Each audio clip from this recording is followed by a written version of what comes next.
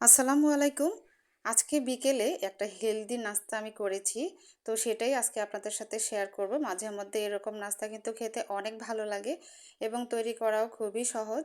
তো এখানে আমি ডাবলি বুট আগে থেকে ভিজিয়ে রেখেছিলাম, অর্থাৎ রাত্রে ভিজিয়ে রেখেছি।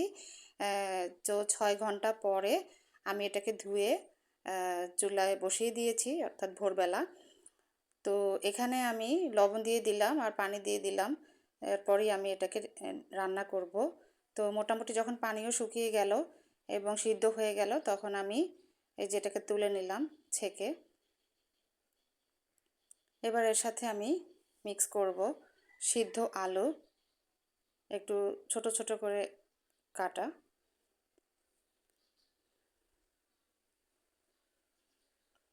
তারপর দিয়ে দিচ্ছি শসা কুচি। এরপর দিয়ে দিচ্ছি কাঁচামরিচ কুচি। আপনারা চিলি ফ্লেক্সও দিতে পারেন, সমস্যা নেই।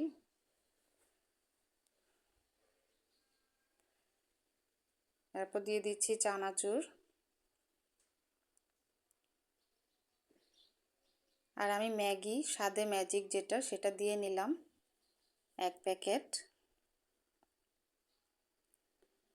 এবার লেবুর রস দিয়ে দিচ্ছি। লেবুটাকে আপনারা একদম কুচি কুচি করে কেটেও দিতে পারেন, সমস্যা নেই। আর যদি টমেটো থাকে তো টমেটো দিয়ে নিতে পারেন।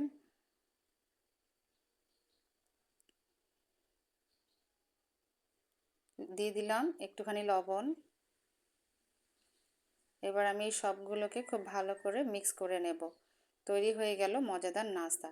আশা করি ভালো লেগেছে। আল্লাহ হাফিজ।